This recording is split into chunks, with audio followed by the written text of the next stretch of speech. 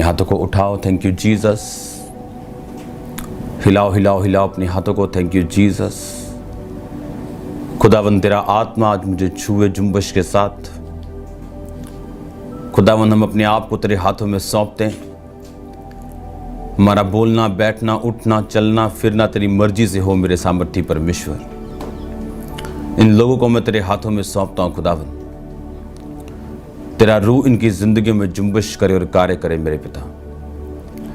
अजीब और अचंभी और बड़ी रीति के साथ इनकी जिंदगी में कार्य कर मेरे सामर्थी परमेश्वर। अपने हाथों को हिलाओ, बोलो थैंक यू जीसस। खुदावन आज तेरा रूह मुझसे बात करे, तेरा रूह आज मुझे छुड़ाए, तेरा आत्मा आज मुझसे बात करे और मुझे ऊंचाई पे लेके जाए।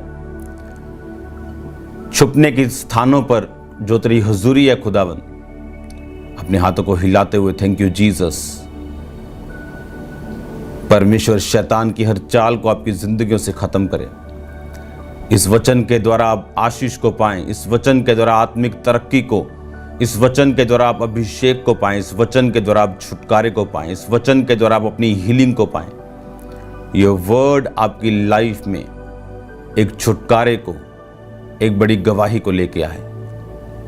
आज के पवित्र दिन में आपको आशीषित करता हूं, आपके परिवार को मैं आशीषित करता हूं। प्रभु यीशु मसीह के सामर्थी नाम में मैं मांगता हूं, आमीन आमीन हालेलुया। प्रभु की हुजूरी में आपका स्वागत है सबका। God bless you all. आप सेम नहीं रहने वाले, जो वचन आपको अब मिल रहा है, जो टीचिंग आपको मिल रही।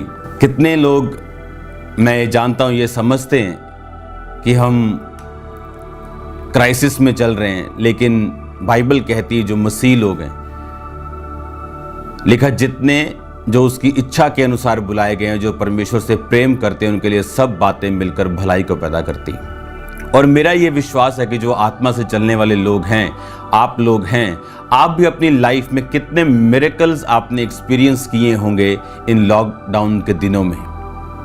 और मैं जानता हूं जब आप आएंगे, मैं आपकी टेस्टिमनीज को सुनूंगा, मैं आपकी गवाहियों को सुनूंगा। और हर एक विश्वासी जो परमेश्वर से प्यार करता है, जो परमेश्वर के साथ पहले से जुड़ा हुआ था, जो खुदावंद के साथ पहले से उसकी आत्मा के साथ एक था, बाइबल कहती है यदि हम उसके साथ संगति करें तो हम एक आत्मा हो जाते हैं। इसीलिए बाइबल कहती जब परमेश्वर कुछ करने को था, कुछ नगरों को नाश करने को जा रहा था, तो परमेश्वर ने कहा क्या जो मैं ये कर रहा हूं, क्या मैं अपने मित्र अब्राहम से छुपा के रखूं? इसलिए उसको ही परमेश्वर ने अपना मित्र क्यों कहा? परमेश्वर ने कहा ये मेरा फ्रेंड है, क्या मैं इससे छुपा के रखूं जो मैं करने जा रहा हूं?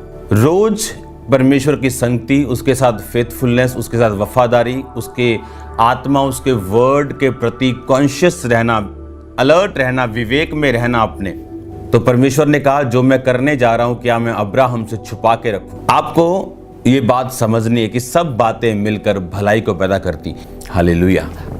याद रखो, अब हम परमेश्वर के अभिषेक, उसके वचन के बारे में हम सुनने जा रहे हैं। परमेश्वर का अभिषेक क्या कर सकता है? हमने ये सुना कि परमेश्वर का अभिषेक हमें लिनेज से, हमें जो बंधन है, हमारे जो बाप दादाओं से जो चीज़ें चलती आ रही, जो रीति चलती आ रही, उनसे हमें फ्री करता है।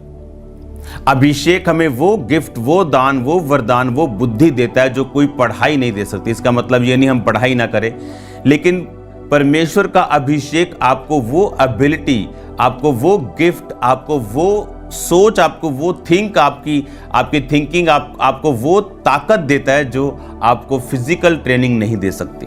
बाइबल में लिखा जब परमेश्वर का आत्मा एलिया पर उतरा तो वो रथ के साथ साथ भागा।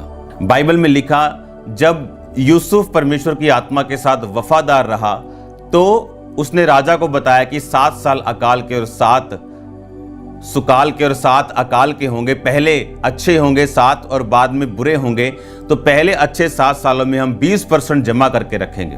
तो यूसुफ ने कोई मैनेजमेंट का कोर्स नहीं किया, वो कोई आईएएस अफसर नहीं था जो उसे इतनी चीजें मालूम हो। टॉप लेवल के अफसर उसके पास होने के बावजूद, मिस्र के राजा के पास होने के बावजूद, जो बुद्धि यूसुफ में थी वो किसी में भी नहीं थी। और बाइबल कहती उस डिवाइन ईश्वरीय बुद्धि भी 2 तरह की, एक संसारिक, एक शैतानी, और दूसरा परमेश्वर की। और उस परमेश्वरीय बुद्धि के कारण बाइबल कहती वो अपने देश के लिए आशीष बना, अपने देश के लिए बरकत बना। अब आपको ये बात समझनी है कि मसीही लोग जो हैं वो अपने देश की आशीष हैं, वो अपने देश की बरकत है, वो अपने देश के नीचे जाने का कारण नहीं बल्कि तरक्की में जाने का कारण है। वो अपने देश के लिए प्रार्थना करने वाले लोग हैं। अब आपको मैंने ये समझाया कि अनॉइंटिंग है क्या, अभिषेक है क्या। हालेलुया। जिस अभिषेक की मैं आपको बात कर रहा हूं, अगर ये अभिषेक आपकी लाइफ में नहीं तो आप इमेजिन करो मूसा की जिंदगी को जब हम पढ़ते हैं, मैं चाहता हूं मूसा की लाइफ को हम नए नियम से पढ़ें। इब्रानियां 11 उसकी 23 आयत से मैं पढ़ूंगा।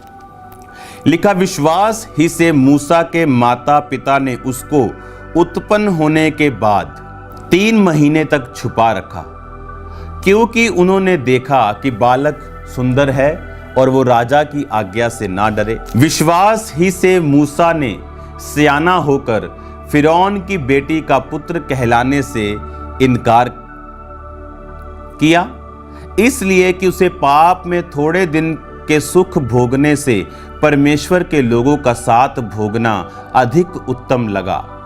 उसने मसीही के कारण निंदित होने को मिस्र के भंडार से बड़ा धन समझा, क्योंकि उसकी आंखें फल पाने की ओर लगी थी। विश्वास ही से राजा के क्रोध से ना डरकर उसने मिस्र को छोड़ दिया, क्योंकि वह अनदेखे को मानो देखा हुआ दृढ़ रहा। अब ध्यान से सुनो, मैंने आपको बताया कि अनॉइंटिंग क्या कर सकती।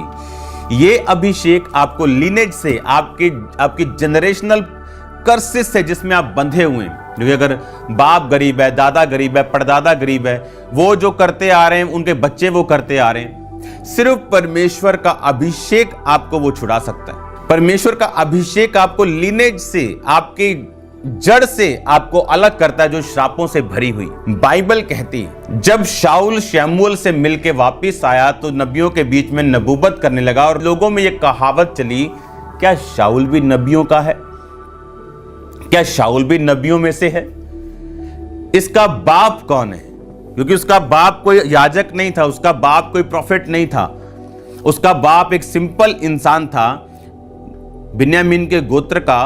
उसी तरह से लेकिन शमूएल से मिलने के बाद, वो अभिषेक उसकी जिंदगी में आने के बाद लोग बोले कौन है ये, क्योंकि वो उस लिनेज से अलग हो चुका था। जब अनॉइंटिंग आपकी लाइफ में आती, सुपर नेचुरल एबिलिटीज आपकी लाइफ में आती, क्योंकि एक थ्योरी ओनली पढ़ना आपको सुपर नेचुरल एबिलिटी नहीं दे सकता जब तक आप उस मसे को हासिल ना करें। और मसा हासिल होता है जब आप प्रैक्टिकली परमेश्वर के कामों को करते हैं। अभिषेक आपकी लाइफ में वो कर सकता है जो एक गिफ्ट नहीं कर सकता, जो आपकी पोजीशन नहीं कर सकती। अगर आप मूसा की जिंदगी को पढ़ें तो उसने लिखा कि मूसा ने निंदित होने को, अपने आप को मसीह के कारण निंदित होने को मिस्र के भंडार से बड़ा धन समझा। इसका मतलब मूसा ये बात जानता था कि वो एक हिब्रू मैन है, एक इब्रानी आदमी, और वो ये बात जानता था कि मेरे इब्रानी लोगों को परमेश्वर छुड़ाएगा और छुड़ाना चाहता है। और वो एक बेस्ट पोजीशन पे था जहां से वो अपने लोगों को छुड़ा सकता था, क्योंकि वो कमिंग किंग था, वो आने वाला राजा था, वो अब राजकुमार था वो। और जब उसने कोशिश की अपनी पोजीशन का फायदा उठा के एक बंदे को मार के उसने मिस्री को बालू में, रेत में छुपा दिया और वो बात लीक हो गई और उसे भागना पड़ा। परमेश्वर ने उसे ये चीज बता दी कि मेरे भाई, मेरे बेटे, जब तू मेरा काम अगर करना चाहता है, तू मेरी इच्छा को इस धरती पे अगर पूरा करना चाहता है, मेरे प्लान को पूरा करना चाहता है, तो तेरी फिजिकल पोजीशन काफी नहीं है उस काम को करने के लिए। चाहे तू मंत्री हो, चाहे तू अफसर हो, चाहे तू किसी भी पोजीशन पे हो, तू मेरा काम इफेक्टिव नहीं कर सकता जब तक तू मेरा आत्मा और मेरी सामर्थ को, मेरे अभिषेक को तू नहीं पाता। अगर अभिषेक आपकी लाइफ में नहीं है, आपकी शारीरिक पोजीशंस वो इफेक्ट, वो काम नहीं कर पाएंगी, क्योंकि परमेश्वर के राज्य में किसी भी काम को करने के लिए आपको आत्मा के अभिषेक की जरूरत है। इसीलिए आज बहुत सी क्रिश्चियन मिशनरीज बहुत हाई पोजीशंस पे हैं, इतनी हाई पोजीशंस पे हैं कि वो सरकारों पे प्रभाव डाल सकती हैं, देशों पे प्रभाव डाल सकती हैं, लेकिन क्योंकि परमेश्वर का मसा उनके साथ नहीं है, इसीलिए वो इफेक्टिव नहीं है, प्रभाव रहित हैं, इफेक्टलेस हैं। आप जानते हैं, क्योंकि हमारी शारीरिक पोजीशन, हम किसी भी बड़े स्थान पे क्यों ना हो, परमेश्वर के कार्य को करने के लिए वो काफी नहीं हैं, वो एलिजिबल नहीं हैं, वो ठीक नहीं हैं, जब तक परमेश्वर का आत्मिक काम आत्मिक मसे से नहीं किया जाता, वो कंप्लीट नहीं। जो भी परमेश्वर की सेवा मसे के बिना की जाएगी, उसे पवित्र आत्मा कबूल नहीं करता। इस मसे को, जिसकी मैं आपसे, जिस अनॉइंटिंग की, जिससे मैं आपसे जिस अनॉइंटिंग की बात कर रहा हूं, इस अनॉइंटिंग को हासिल करने के लिए एक बड़ा मूल्य चुकाना पड़ता है, और वो मूल्य पैसा नहीं, वो मूल्य कुछ और नहीं, वो मूल्य आपकी कंप्लीट लाइफ, आपका पूरा जीवन। ये फ्री मिलता है खुदाबंद से, लेकिन इसका मूल्य बहुत बड़ा है, शायद इस दुनिया में सबसे बड़ा है। उद्धार के मूल्य, उसके बाद अनॉइंटिंग के मूल्य, इसका जो प्राइस है, ये बहुत बड़ा है। लेकिन उस प्राइस को देने से पहले मैं आपको यह बताना चाहता हूं कि यह मसा कर क्या सकता है। और जब ये मसा मूसा ने पाया, जब वो 40 साल से उधर से निकला, जब वो 40 साल का था, मिधान देश में परदेसी होकर रहने लगा, 80 साल के होने पर परमेश्वर ने उसे बुलाया, अपनी अनॉइंटिंग दी, अपने वरदान दिए और बोला, जा और मेरे लोगों को छुड़ा, तेरा भाई तेरे साथ होगा। मूसा की रिक्वेस्ट के बाद परमेश्वर ने कहा, और बाइबल कहती मूसा उन लोगों को छुड़ाने पाया, लेकिन कब? तब नहीं जब वो एक राजकुमार की कुर्सी के ऊपर था, जब उसकी बात सुनी जाएगी, जब वो इफेक्टिव था, प्रभावशाली था दुनियावी तौर पे, लेकिन आत्मिक तौर पे वो बच्चा था, क्योंकि वो कत्ल ये बताता है कि वो आत्मिक रूप से मैच्योर नहीं था। और अनॉइंटिंग आने के बाद बाइबल कहती मूसा के जैसा नम्र मनुष्य पूरी धरती पर नहीं है। और बाइबल कहती उस अनॉइंटिंग को लेने के बाद मूसा वो काम करने पाया जो वो राजकुमार की कुर्सी पर रह के नहीं कर सकता था। अनॉइंटिंग क्या कर सकती? अनॉइंटिंग आपको आजाद कर सकती है। अभिषेक के कारण तेरा हर जुआ तोड़ दिया जाएगा, अभिषेक के कारण तेरा जुआ डिस्ट्रॉय कर दिया जाएगा। जब जुआ आपकी बॉडी पे होता है, जब आपकी बॉडी पे होता है, तो आप ऊपर नहीं देख सकते। बहुत सारा भार आपने गांव के बहनों को देखा होगा सिर पर, और वो ऊपर नहीं, फिर वो सीधा देख के चलती, इधर उधर भी आंखों से देखती हैं सिर्फ। और परमेश्वर ने कहा, ये जुआ जो तुम्हारे ऊपर है, ये जुआ जो तुम्हारे फाइनेंस के ऊपर है, ये जुआ जो तुम्हारे घर के ऊपर है, तुम्हारी बेटी के ऊपर है, तुम्हारे बेटे के ऊपर है, तुम्हारी वाइफ के ऊपर है, अभिषेक के कारण ये जुआ तोड़ दिया जाएगा, डिस्ट्रॉय कर दिया जाएगा, फिनिश कर दिया जाएगा। वो अभिषेक जब यूसुफ की लाइफ पे था, तो उसकी सोच बड़े बड़े अफसरों से अलग थी और जबरदस्त थी और प्रैक्टिकल थी और काम आई। ये परमेश्वर का अभिषेक जब एक व्यक्ति की लाइफ में आता है, सुपरनैचुरल एबिलिटीज, खुदावंद की एक्स्ट्रा ऑर्डिनरी एबिलिटीज जो ह्यूमन माइंड से बिल्कुल परे हैं, उस व्यक्ति के ऊपर ठहर जाती हैं। आप देखो, मूसा ने प्राइस पे किया। वो प्राइस क्या था? राजकुमार जो उठता था तो पांव के नीचे उसकी सोने और चांदी के जड़े हुए चप्पलें आती होंगी। जब उठता था तो पैर नीचे रखने से पहले लोगों के हाथों पर चप्पलें रहती होंगी। ऐसी लाइफ, क्योंकि मिस्र एक छोटा राज्य नहीं था, मिस्र बहुत बड़ा राज्य था। मिस्र बहुत बड़ा एक साम्राज्य था, दुनिया का आप कह सकते हो कि सबसे बड़े साम्राज्यों में से एक। उसका आने वाला राजा, आप जानते हैं उसकी आओ भगत कैसे होती होगी। लेकिन परमेश्वर ये चाहता था कि अब वो प्राइस को पे करे उस अभिषेक के लिए जो परमेश्वर उसको देना चाहता है। उसके लिए उसने एक चरवाहे की जिंदगी जी। चरवाहे की जिंदगी सबसे मुश्किल होती थी, चरवाहे ऐसे लोग थे जिनके प्रति मिस्रियों के दिल में हमेशा से नफरत पैदा की जाती थी। आप जानते कुछ लोग ऐसे हैं जो किसी धर्म के प्रति, किसी लोगों के प्रति खास तौर से नफरत भरने का काम करते हैं। वो काम मिस्री लोगों की लाइफ में होता था कि वो चरवाहों से अत्यधिक नफरत करते थे, चरवाहों को बिल्कुल पसंद नहीं करते थे। और परमेश्वर ने उसे चरवाही का काम दिया, और चरवाही का काम ऐसा था कि आपको दिन रात जागना पड़ेगा। आपको रात को किसी भी पहर में अगर जानवरों पे अटैक हुआ, आपको उठना पड़ेगा। आपको रात दिन चरगाहों में रहना पड़ेगा, बारिश में रहना पड़ेगा, औस में रहना पड़ेगा। और वो 80 साल परमेश्वर ने मूसा को तैयार किया। 80 सालों में उस 40 साल के पहला ट्रेनिंग और 40 साल के बाद की ट्रेनिंग, और 40 साल में परमेश्वर ने उसको उस मसीह के लिए तैयार करके उसके बाद उसे यूज किया। लेकिन वो 40 साल जिसमें हर एक विश्वासी रहने के लिए तैयार नहीं। बाइबल ऐसा कहती, बाइबल कहती जब परमेश्वर प्रभु यीशु मसीह स्वर्ग पर चढ़ाए गए तो परमेश्वर ने अपने चेलों को बोला, अब तुम मेरी प्रतिज्ञा की बाट जोहना, अब तुम पवित्र आत्मा के बपतिस्मे का इंतजार करना, पवित्र आत्मा की भरपूरी उस अभिषेक का इंतजार करना जो पिता ने तुम्हारे साथ वायदा किया कि अंत के दिनों में मैं अपना आत्मा सब मनुष्यों के ऊपर उंडेलूंगा। और बाइबल कहती कि वो 120 लोग इंतजार कर रहे थे, पेंटिकोस्ट के दिन भी प्रार्थना कर रहे थे, बाहर त्योहार मनाने के लिए नहीं गए। और बाइबल ऐसा कहती है, अगर आप ध्यान से बाइबल पढ़ें, वो समय एक डिप्रेस्ड टाइम था, डिप्रेशन से भरा हुआ। वाई? क्यों? क्योंकि यीशु मसीह को मार दिया गया। पॉलिटिकल प्रेशर इतना था राजा के ऊपर, किनका?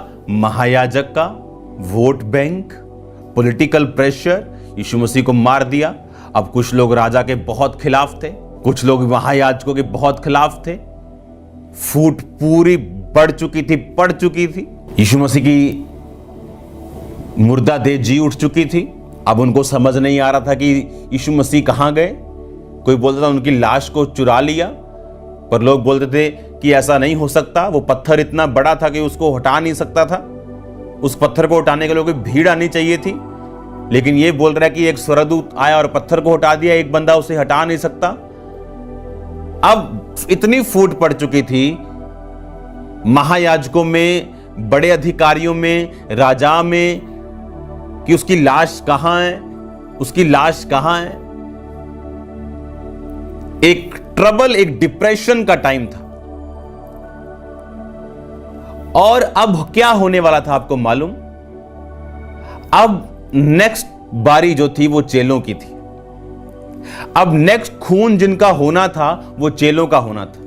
आप जानते हैं उस टाइम इतना डर का माहौल था, क्योंकि वो इंतजार ये कर रहे थे कि कुछ फूट कम हो, कि महायाजक, उसके लोगों में फूट है, महायाजक और राजा में फूट है। सब बोल रहे हैं तुमने लाश चुराई, तुमने पंगे लिए, तुमने ऐसा किया, अब मेरी कुर्सी पे बात आ चुकी है, अब ये हो रहा है, वो हो रहा है। सब गवर्नर, सब चीजें, सब मैस हो चुकी थी। अब नेक्स्ट जो बारी थी वो चेलों की थी। उनको लोग मारना चाहते थे, लेकिन वो ये चाहते थे कि अब थोड़ी गहमा गहमी थोड़ी कम हो जाए, थोड़ा काम यीशु मसीह का जो काम है वो ठंडा पड़ जाए, थोड़ी इसकी चीज ठंडी पड़ जाए, तब इन चेलों को पकड़ेंगे, मार देंगे, और यीशु मसीह का जो नाम और उसकी जो टीचिंग है वो हम मिटा देंगे, उसे फिनिश कर देंगे। ये महायाजक भी चाहते थे और ये दूसरे लोग भी चाहते थे, क्योंकि सारा जो वोट बैंक था वो महायाजकों के पास था। और इसीलिए उस वोट बैंक के कारण राजा को उनकी बात माननी पड़ती थी कि ये लोग, डेमोक्रेसी चाहे ना हो उस समय, लेकिन प्रजा खुश रहे और ये हमें ट्रबल ना दे, ट्रबल मेकर्स ना बन जाएं।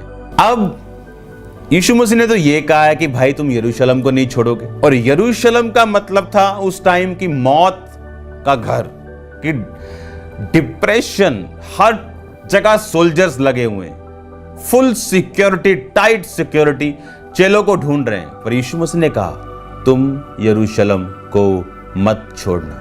आपको लगता है अभिषेक आसान है? 3 दिन रात के रोजे रखेंगे, प्रार्थना करेंगे, अभिषेक आ जाएगा? जिस व्यक्ति ने मसीह में आके रिस्क नहीं लिया, परमेश्वर ने उसको कभी अभिषेक से नहीं भरा। आज लोग डरते हैं, लेकिन याद रखो, चेले उस 120 उस ऊपरी कोठरी में रह के प्रेयर की उन्होंने, जबकि वो टाइम मोस्ट डिप्रेस्ड और ऐसा टाइम था कि चेलों को मालूम था किसी भी टाइम उनका टाइम आ सकता है। जैसे ही यीशु मसीह की बात ठंडी पड़ेगी, लोग हमें पकड़ेंगे। पर बाइबल कहती रिस्क लिया और उन्होंने परमेश्वर का अभिषेक पाया। मूसा ने रिस्क लिया और अपना घराना छोड़ के 40 साल उस परदेसी होके 80 साल का होकर वापस आया, लेकिन वो अभिषेक से भरा हुआ था। पर क्या आप जानते क्या प्राइस मूल्य परमेश्वर ने लिया? आज हर बंदा अभिषेक में रहना चाहता है, पर व्यभिचार को छोड़ना नहीं चाहता, अपनी गर्लफ्रेंड को छोड़ना नहीं चाहता, अपने बॉयफ्रेंड को छोड़ना नहीं चाहता, अपने नशों को छोड़ना नहीं चाहता। जिस चीज के आप एडिक्टेड हैं, वो वीडियो गेम क्यों ना हो, परमेश्वर आपको छोड़ने के लिए बोल सकता है। बाइबल कहती मूसा राजकुमार होने के कारण भी मसीह के कारण निंदित होने को उसने और अच्छा समझा। मसीह के भंडार को त्याग दिया, सोने और चांदी के भरे हुए आप लगा लो गोदाम के गोदाम को उसने त्याग दिया, ताकि क्योंकि उसकी आंखें फल पाने की ओर लगी थी। ये अनॉइंटिंग जब चेलों के ऊपर उतरी, अब वो दलेर हो चुके थे। आप जानते हैं कई लोग, चाहे वो क्रिश्चियन सर्विस में जिस डिपार्टमेंट में भी हों, आप जानते हैं क्यों वो खुदा की मन मर्जी का काम नहीं कर पाते? क्योंकि उनके ऊपर अभिषेक की कमी है। क्यों वो डरपोक रहते हैं? क्योंकि उनके ऊपर अभिषेक की कमी है। क्योंकि अभिषेक तो गवा चुके हैं ब्लू फिल्म में देख देख कर। अब अभिषेक है नहीं तो कहीं ना कहीं तो वो दिखेगा। अब तो वो दिखेगा क्योंकि अभिषेक तो है नहीं। अगर अभिषेक नहीं तो आप दलेर नहीं। अभिषेक जब चेलों पे उतरा तो बाइबल कहती वो बीच में जाके परमेश्वर के घर के, उसके भवन के, मंदिर के, उसके चर्च के प्रीच करने लगे और किसी से नहीं डरे। उनको धमकाया गया कि चुप करो। कहते अब हम चुप नहीं करेंगे। कैसे हो सकता है कि हम मसीह की बात को छोड़कर एक इंसान की बात को सुने? अभिषेक आपको बचाता है, आपको कवर करता है। एक पास्टर परमेश्वर के दास के पास गया, सबमिट हो गया और खुदावंद ने उसे यूज करना शुरू किया, इस्तेमाल करना, बढ़ाना शुरू किया। आगे बढ़ता गया, बढ़ता गया, बढ़ता गया और एक दिन उसका मन फूल गया और उसने उसको छोड़ दिया। 1 महीने बाद उसके अटैक हुआ और उसने उस बंदों से पूछा कि तुम पहले क्यों नहीं आए? कहते जब भी हम तुझ पे अटैक करना चाहते थे, हमें कोई चीज रोकती थी, लेकिन अब 1 महीने से हमें ऐसा लग रहा है कि हम क्यों रुके रहे। कवरिंग, एसोसिएशन, संगति, अभिषिक्त लोगों के साथ। बाइबल कहती जब पतरस और यूहन्ना ने लंगड़ा चलाया तो लोग बोले ये मछुआरा नहीं है। अगर आज आप कोई सामर्थ्य काम को, ये चाय वाला नहीं है, ये तो रिक्शे वाला नहीं है, ये ऑटो वाला नहीं है। पर कैसे इतना बड़ा काम इसने कर दिया? तो लोग बोले अरे रुको, ये प्रभु यीशु मसीह के साथ रहे। एसोसिएशन किन लोगों के साथ है आपकी? क्या आपकी संगति अभिषिक्त लोगों के साथ है? क्या आपकी संगति व्यभिचारियों के साथ है? चोरी करने वालों के साथ है? हालेलुया। प्रेरितों के काम उसकी 3 बाब को जब आप पढ़ते हैं, उसकी 1 आयत से लेके जब आप 10 आयत तक पढ़ते हैं, जिसमें परमेश्वर ने पतरस के द्वारा उस लंगड़े को चंगा किया और लोग हैरान थे कि ये लंगड़ा कैसे चंगा हो गया। तो 40 साल से हम देख रहे हैं, ये तो फेक नहीं हो सकता। और परमेश्वर ने इसे हील किया और इन्होंने प्रार्थना की और पतरस कह रहा है कि उस नाम के ऊपर, जिस नाम के ऊपर हम विश्वास करते हैं, उस नाम ने इसे अच्छा किया। और लोग बोल रहे हैं नहीं, ये परमेश्वर के साथ रहे। एसोसिएशन, आपकी संगति मायने रखती। मैं आपको कुछ वचन दूंगा जो आप पढ़ेंगे। पहला शमूएल उसकी 22 अध्याय उसका 1 आयत।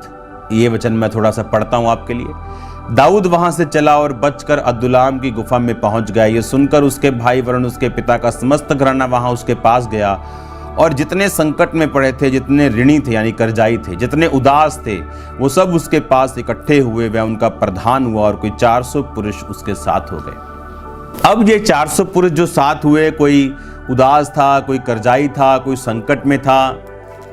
और अगर आप जब वो दाऊद के साथ हुए तो दूसरा शमूएल, यानी समय आप लगा लो कि कम से कम 30-35 साल बाद की बात है ये जो मैं आप पढ़ने जा रहा हूं। दूसरा शमूएल उसका 23 बाब उसकी 8 आयत में लिखा, दाऊद के शूरवीरों के नाम ये हैं, अर्थात तहक मोनी, यशोशबेत जो सरदारों में मुख्य था, वह असनी अदीनों भी कहलाता था, जिसने एक ही समय में 800 पुरुष मार डाले। और अगर आप आगे पढ़ते जाएं तो ये सब वो शूरवीर हैं जिन्होंने बड़े बड़े कार्य किए।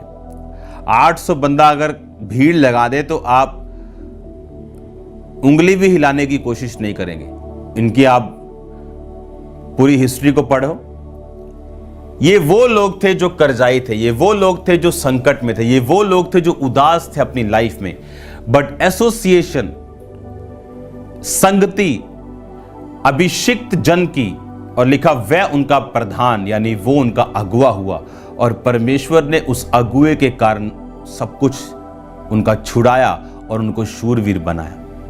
अब वो पास्टर जिसको परमेश्वर ने ब्लेस किया, फिर उसने अपने अगुए से जाके माफी मांगी कि मैं अपनी तरक्की को, मैं अपनी अनॉइंटिंग को देखकर फूल उठा और भूल गया कि इसका सोर्स क्या था। इसका याद रखो, वो अनॉइंटिंग आपके लिए तभी काम करती है जिस टाइम तक आप उसकी रिस्पेक्ट करते हो। जिस टाइम आप उस अनॉइंटिंग की रिस्पेक्ट करना बंद कर देते हो, ये आपकी लाइफ में काम करना बंद कर देती और परमेश्वर आपसे नाराज होता। ये अनॉइंटिंग बाइबल कहती प्रभु यीशु मसीह के जो ऊपर थी। जब उसकी फैमिली में वो गया तो बाइबल कहती, उन्होंने कहा ए इन्हां दा मुंडा नहीं, इन्हां दा फलाणिया दा मुंडा नहीं। लोग क्या इसकी बहनें हमारे बीच में नहीं रहती? क्या ये यही कारपेंटर का लड़का नहीं है? बाइबल कहती यीशु मसीह को आश्चर्य हुआ और वो बड़े कार्य उनके बीच में ना कर सका। और जहां उसकी अनॉइंटिंग की कद्र हुई कि मैं उसके पल्लू को ही छू लूंगी तो चंगी हो जाऊंगी, वहां यीशु मसीह का कपड़ा भी बड़ी बीमारियों को हील कर रहा था। बिकॉज अनॉइंटिंग कैन सी, मसा जानता है कहां उसकी इज्जत हो रही और वो वही कार्य करता है। मैंने लोगों को ब्लेस होते, उसके बाद नीचे आते, उसके बाद और नीचे आते और पाप में जाते, यहां तक अपना उद्धार गवाते देखा है जब उन्होंने इस अनॉइंटिंग की कदर नहीं की। क्योंकि ये अभिषेक जब आपकी लाइफ में काम करता है, आपको लगता है कि सब कुछ मेरी बुद्धि की वजह से हो रहा है, और जब ये कट आउट होता है आपको मालूम होता है कि नहीं, कुछ डिस्कनेक्ट हुआ है मेरी लाइफ में। और बाइबल कहती ये लोग राजा बन चुके थे। राजा के साथ मतलब छोटे राजा आप बोल लो या इनको बोलो कि स्ट्रॉन्ग एक मैन ऑफ गॉड बन चुके थे, स्ट्रॉन्ग वॉरियर, एक शूरवीर बन चुके थे इस अनॉइंटिंग की वजह से। और लिखा दाऊद उनका अगुआ, उनका बाप था, और बाइबल कहती वो उसकी अगुवाई से चलते थे। और दाऊद को अभिषेक का मालूम था। वो जानता था शाऊल का कत्ल नहीं करना, चाहे ये खुदावंद की आत्मा से बाहर है, लेकिन एक दिन ये खुदा का अभिषिक्त था। आप जानते अनॉइंटिंग के विषय में जो कॉन्शियस रहते हैं वही इस अनॉइंटिंग को हासिल करते हैं। मैंने आपको एक एग्जांपल दी थी कि अभिषेक, आप जब चर्च में गए आपने प्रेयर की, हाँ आप चर्च में गए आपने प्रेयर की, आपके मैन ऑफ गॉड के साथ आप मिले, आप प्रार्थना में बैठे, होली स्पिरिट ने आपको छुआ, आपने वर्ड पढ़ा, उससे भी मसा मिलता है। आप जब इस अनॉइंटिंग को आपने लिया, हाँ, और अगर अभी मैं हाथ धो लूं जाके तो ये कहां जाएगा? क्योंकि मैंने इसको सेफ नहीं किया, मैंने इसको सुरक्षित नहीं किया, मैंने इसे संभाला नहीं। यहां से मीटिंग अटेंड की,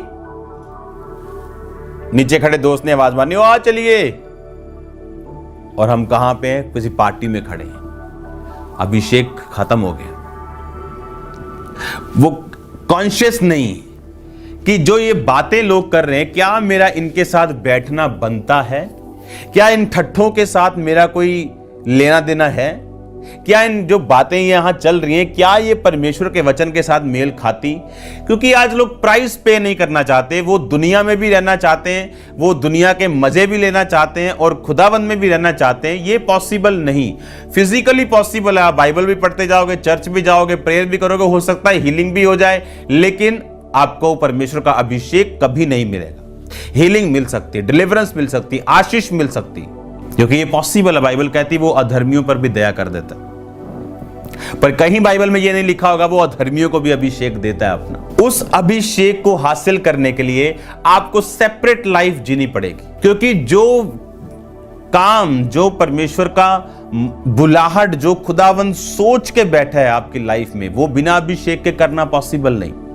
और अभिषेक के लिए आपको अलग तय में रहना पड़ेगा। जो लोग बोलते हैं हमें किसी एसोसिएशन की जरूरत नहीं, घर बैठ के यीशु मसीह का नाम लो, वो सबसे झूठे हैं। विदाउट एसोसिएशन कहीं बाइबल में मसा नहीं आया। शाऊल कलीसिया के साथ था, बाइबल कहती जब तक उसे पवित्र आत्मा के द्वारा हाथ रख के अलग नहीं किया गया। चेले परमेश्वर के साथ थे, बाइबल कहती। तीमुथियुस पौलुस के साथ था, बाइबल कहती। शमूएल से मिलने के बाद शाऊल नबूवत करने लगा और लोग बोले इसका बाप कौन है? क्या शाऊल भी नबियों का है? बहुत से लोगों के बस की बात नहीं है इस मसीह में रहना, ये अनॉइंटिंग में रहना, ये बस की बात नहीं। एक इब्रियू शब्द हम फिर से पढ़ेंगे, 4886 वाला। मैं आपको बता दूं मसा है क्या। मसा यानी हिब्रियू में है मशा। मशा मतलब to anoint, to rub with oil, also to paint. क्या आपने अपने घर में एक ही बार पेंट किया जब बनाया था, कि थोड़े थोड़े सालों या महीनों बाद आप फिर से करते? वो पेंट गंदा हो जाता है, वो पेंट पोल्यूट हो जाता है, वो पेंट उसकी ताकत कम हो जाती, वो फूल जाता है, झड़ जाता है, पावरलेस हो जाता है, कलरलेस हो जाता है, आप फिर करते हो। वैसे ही मसा है। आप एक बार आपने खुदावंद का अभिषेक लिया, हां, आपने मला, अब इसे संभाल के रखना है, इस पे गंदी चीजों को पड़ने नहीं देना, और वहां आपका टेस्ट होगा। अगर उस टेस्ट को आपने पास कर लिया, आप अगले अभिषेक के लिए तैयार हो। और जैसे जैसे रोज आप अपने आप को फिल करते जाओगे, आप अनॉइंटिंग में ग्रो होते जाओगे। और जैसे जैसे आप अनॉइंटिंग में ग्रो होते जाओगे, आप उस लेवल में ग्रो होते जाएंगे, उस ताकत में ग्रो होते जाएंगे जो परमेश्वर ने आपके लिए सोची। हालेलुया। दाऊद 30 साल का था जब वो यहूदा का राजा बना, और 37.5 साल का जब इजराइल पे बना। खुदावंद ने उस मसीह का इंतजार किया कि उसकी लाइफ पर वो आए और वो डे बाय डे दाऊद को आगे बढ़ाए। आप इमेजिन करो, मूसा ने उस मसीह के लिए कितना बड़ा रिस्क लिया, लेकिन आज लोग रिस्क लेने के लिए तैयार नहीं। आज लोग पाप छोड़ने के लिए तैयार नहीं।